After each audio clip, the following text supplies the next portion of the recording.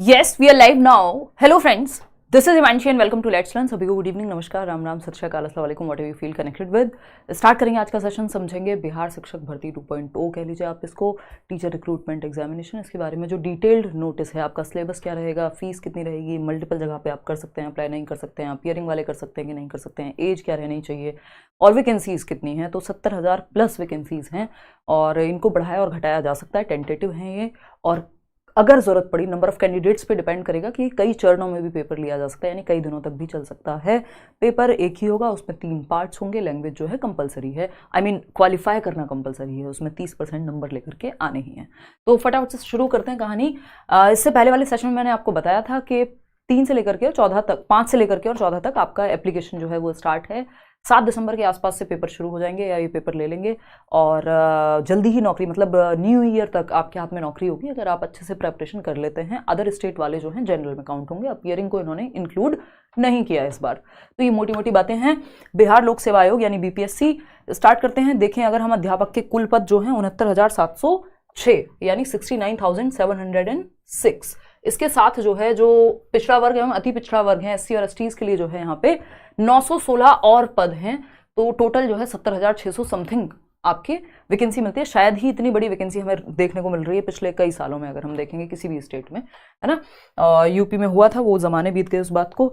और चलते हैं, देखते हैं फटाफट से।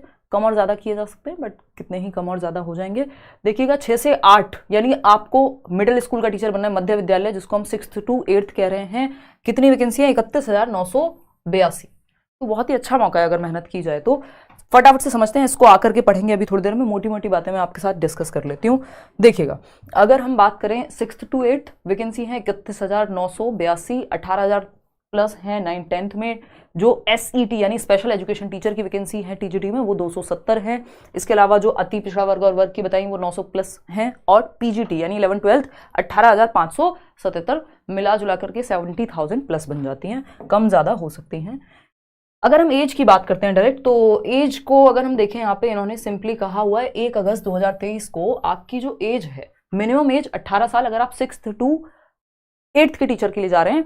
और जो मैक्सिमम एज है यानी एक्सीड ना करे कितने से, अगर आप पुरुष हैं, सामान्य वर्ग के जनरल कैटेगरी के मेल कैंडिडेट हैं अगर आप, तो आप 37 वर्ष से अधिक ना हो, है ना, not more than 37 years of age 1 अगस्त 2023 के अनुसार।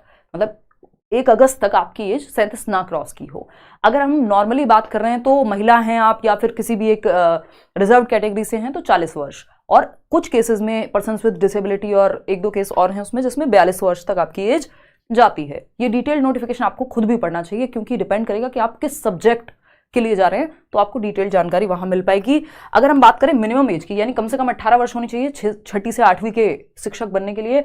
9वीं से 12वीं में 21 साल कम से कम होनी चाहिए एज आपकी। मैक्सिमम का आपको बता ही दिया, 37, 40 और 42 का क्राइटेरिया है। इसके अलावा अगर हम बात करते हैं यहाँ पे, तो पैटर्न की जब हम बात कर रहे हैं तो पैटर्न है आपका 150 क्वेश्चन, यानी 150 मिनट में 150 क्वेश्चन, जैसे CTET में होता है, जैसे बहुत सारे टेट एग्जाम में भी होता है, हालांकि नौकरी वाला एग्जाम है ना। तो 150 मिनट और 150 ही क्वेश्चंस हैं। No negative marking, negative marking नहीं है, तो एक अच्छी बात है। ऑब्जेक्टिव टाइप पेपर होगा आपका ऑफलाइन और OMR पे आप देंगे उसको। नेगेटिव मार्किंग नहीं है, रीचेकिंग आप नहीं करा सकते हैं, इन्होंने पहले ही मेंशन कर दिया है कि आप दोबारा कॉपी चेक करा दें बाद में, आपका मन करे नहीं हमारे साथ अच्छा नहीं हुआ, वो सब नहीं चलेगा। ऑब्जेक्टिव टाइप वैसे भी वस्तुनिष्ठ क्वेश्चंस हैं, वो MCQ 4 ऑप्शन होंगे, 1 क्वेश्चन होगा टाइप। लैंग्वेज क्वालिफाइंग एरिया है, अभी मैं आपको बताऊंगी 3 सेक्शन है जिसमें से 30 नंबर की आपकी लैंग्वेज है। और इस 30 नंबर में भी आपको क्वालिफाई करना है, मिनिमम आपके 30% नंबर उसमें मेंशन्ड है, if I am not wrong, तो 30% नंबर आपको लेकर के आने हैं 30 में से, जो होता है 9 नंबर के आसपास, तो आप आसानी से उसको क्वालिफाई कर जाएंगे। बाकी में आपको स्कोर करना है ताकि मेरिट में आप आ सकें, ये क्वालिफाई करना जरूरी है।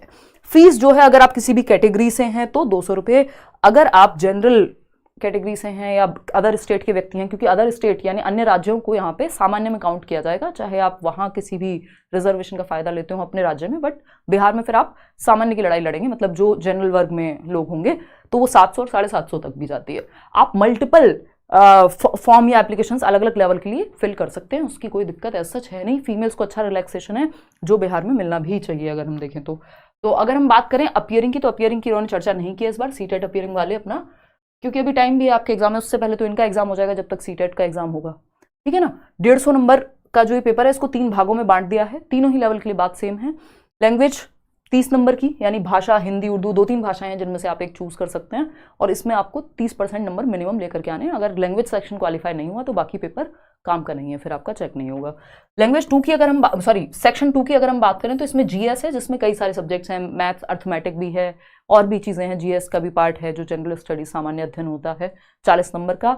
सब्जेक्ट जो है 80 नंबर का। ये अलग अलग लेवल के लिए अलग अलग इस तरह से चीज़ें दी हुई हैं, ठीक है। इसके लिए बैच चल रहा है ऑलरेडी करियरविल ऐप पर, समय कम है हमारे पास, तो आप चाहें तो एनरोल कर सकते हैं। इससे पहले भी सिलेक्शंस भी हुए, जो प्राइमरी वाली वैकेंसी थी उसमें बिहार में, और लोगों ने पढ़ाई भी की अच्छे से, है ना। कोई भी फेक जगह पे नहीं ज्वाइन करेंगे प्लीज़। करियरविल ऐप डाउनलोड करके तब देखेंगे, मतलब मेरे नाम पे कहीं और नहीं जुड़ना है। ऐसा नहीं है कि आपको कहीं और दुनिया के किसी कोने में बैच नहीं लेना है, वो नहीं है ना, तानाशाही नहीं है।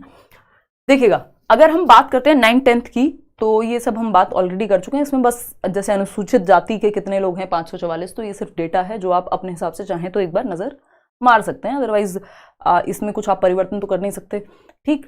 वेतन की अगर आप बात करें तो गवर्नमेंट के हिसाब से जो वेतन होता है एकदम बढ़िया, उसी हिसाब से चीज़ें हैं, तो वो बाद की बात है। पहले आप मेहनत करके नौकरी ले लीजिए, है ना। और अगर हम बात करते हैं, इसमें कुछ कुछ और चीज़ें हैं जो एक दो चीज़ों पे चर्चा कर लेते हैं। आपकी एलिजिबिलिटी क्राइटेरिया पे, कि आपको क्वालिफिकेशंस क्या चाहिए, उस पर थोड़ी बात करते हैं। तो देखते हैं एक बार,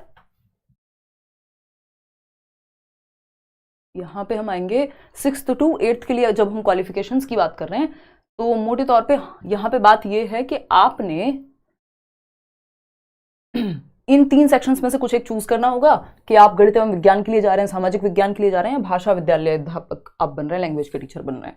अब इसमें न्यूनतम शैक्षणिक योग्यता जो है वो है इस तरह से कि आपकी ग्रेजुएशन होनी चाहिए और साथ में आपका 2 इयर्स का डिप्लोमा होना चाहिए, चाहे नाम उसका कुछ भी हो। तो ये बीटीसी हो सकता है, ये डीएलएड हो सकता है, और ये बीएड भी हो सकता है। ग्रेजुएशन प्लस बीएड भी चलेगा, यानी बीटीसी बीएड दोनों इसमें काम आपका कर जाएगा। साथ में बस एक चीज है कि आपके पास बीटेट पेपर 2 और या फिर सीटेट लेवल 2, क्योंकि 6th to 8th के लिए ही होता है ना सीटेट लेवल 2 भी। तो या तो सीटेट पेपर 2 आपका क्लियर हो, या फिर पेपर 1 नहीं चलेगा यहाँ पे क्योंकि प्राइमरी नहीं है, या फिर आपका बीटेट बिहार टेट जो होता है वो क्लियर हो, ठीक। तो ग्रेजुएशन प्लस डिप्लोमा या फिर बीएड, और आपका ग्रेजुएशन प्लस बीएड जो कि होता ही बीएड ग्रेजुएशन के बाद है, या इंटीग्रेटेड कोर्स भी है कोई बीएलएड टाइप का तो भी चल जाएगा, कोई दिक्कत वाली बात यहाँ नहीं है, ठीक है। अगर आप 2 फॉर्म भर रहे होंगे तो हो सकता है उस हिसाब से फिर पेमेंट बन रहा हो अंकिता आपका, है ना।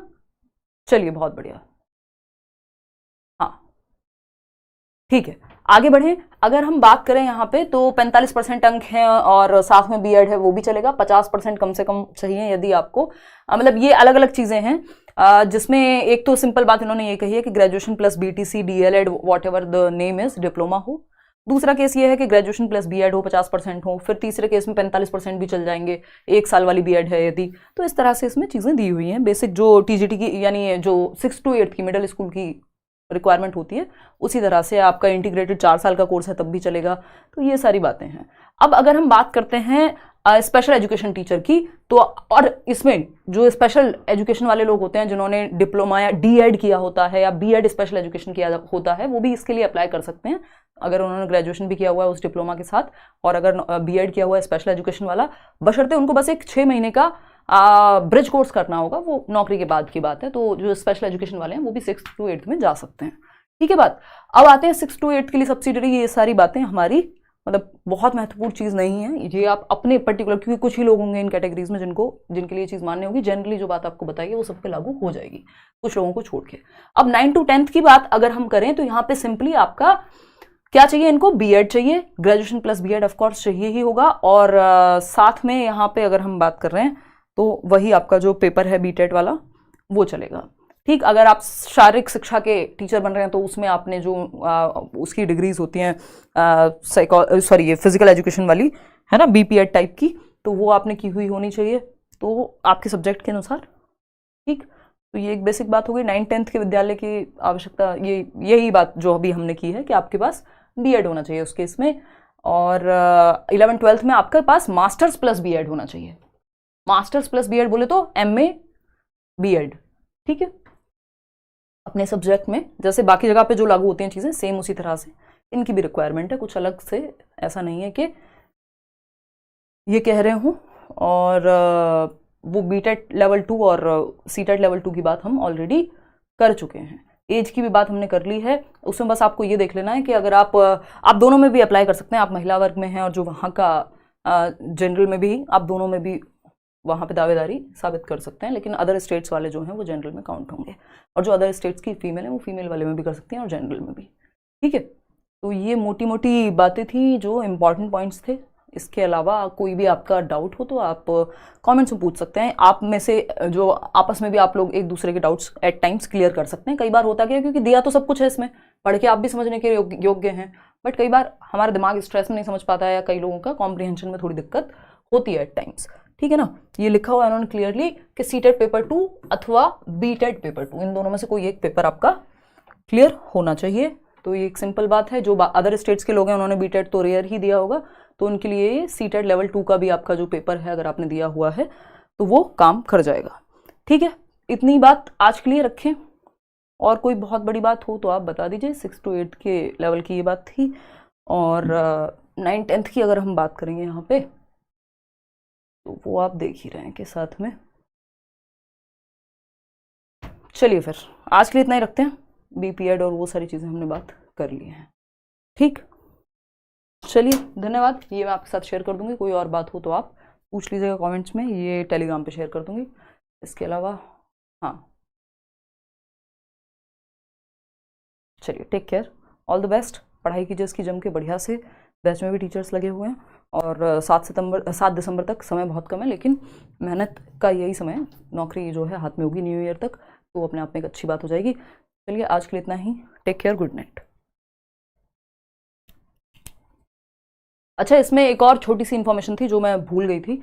जो फीमेल्स हैं उनके लिए, और जो अति पिछड़ा वर्ग हैं या फिर SC STs में हैं, उनके लिए जो जनरली हम सीटेट के जो नंबर चाहते हैं वो आते हैं 60% जनरल कैटेगरी में, यानी 150 में से 90 नंबर आपके होने चाहिए। लेकिन अगर आप फीमेल हैं, या फिर अगर हम बात कर रहे हैं उसके इसकी पिछड़ा और अति पिछड़ा वर्ग की, तो वहाँ 55% और इवन 50% तक भी काम आपका चल जाएगा, यदि आप नंबर इतने भी लेकर के आ रहे हैं सीटेट में। तो भी पर्सन्स विद डिसेबिलिटी के लिए 50% और फीमेल और उन सब के लिए 55% पे भी बात बन जाएगी, तो एक बार उसको भी देख लेना है। तो स्पेशल यहाँ पे रिजर्वेशन है फीमेल कैंडिडेट्स और SC STs के लिए, उसको थोड़ा सा आप देख लेंगे। चलिए, और कोई बात हो आप पूछ लीजिएगा।